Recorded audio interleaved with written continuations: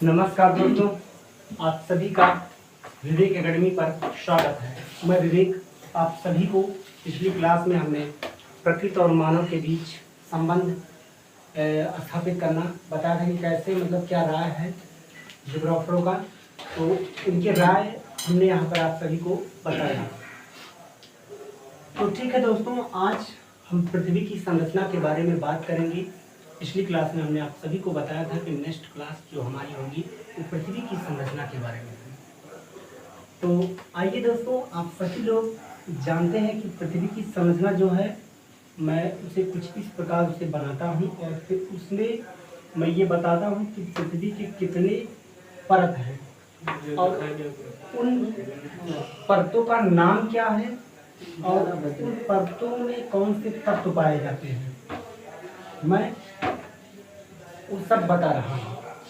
तो दोस्तों, आप सभी लोग जानते हैं कि पृथ्वी की जो परत है वो 3 परत है, जिसमें पहला परपटी या भू परपटी बोला जाता है, या इंग्लिश में ही इसे क्रस्ट हम बोल सकते हैं। और दूसरा परत जो हमारा है वो प्रवार, जिसे इंग्लिश में मैंटल बोला जाता है। और तीसरा परत है कोर, जिसे इंग्लिश में कोर ही बोला जाता है।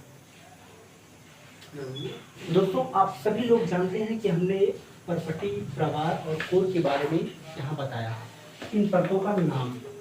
लेकिन उससे पहले हमें ये भी जानना है कि उन परतों की लगभग लंबाई कितनी है। तो औसतन लंबाई, अगर बात हो लंबाई की, तो औसतन लंबाई इसकी 35 किलोमीटर के आसपास है, क्रस्ट की अर्थात परपटी की। परपटी, भूपरपटी या पपड़ी भी बोलते हैं इसे। और इसके बाद इसकी औसतन लंबाई 3200 किलोमीटर के आसपास है और इसकी 3200 से 6400 किलोमीटर।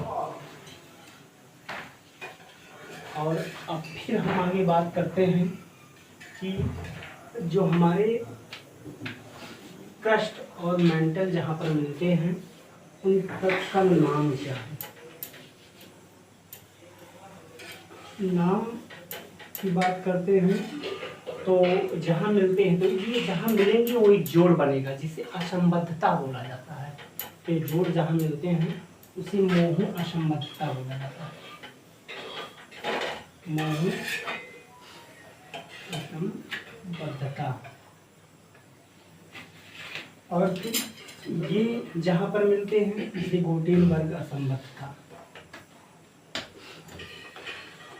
गोटेनबर्ग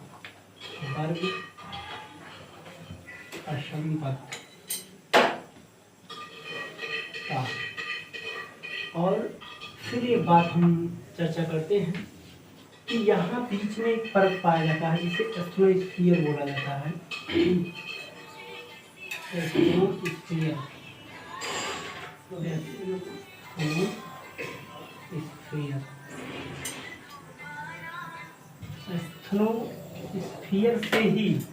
एस्ट्रोस्फीयर से ही भूकंप और ज्वालामुखी जैसी गड़बड़ियाँ उत्पन्न होती हैं, जिसकी लंबाई 75 से 150 किलोमीटर है।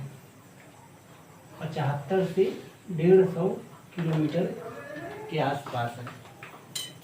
दोस्तों, फिर हम बात करते हैं कि यहाँ लेहमैन असंबद्धता, जो लेहमैन असंबद्धता जो कोर को बाह्य और आंतरिक में विभाजित करती है। फिर यही बात हम करते हैं कि इन परत में कौन से तत्व पाए जाते हैं। अगर बात हम क्रस्ट की करते हैं तो इसमें सिलिकॉन और एल्युमिनियम पाया जाता है, जिसे सियाल बोला जाता है।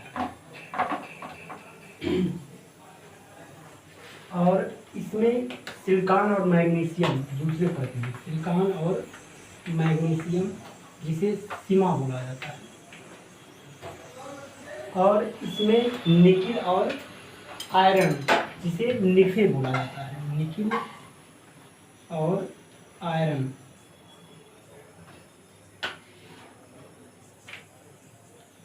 निकिल और आयरन जिसे निफे बोला जाता है।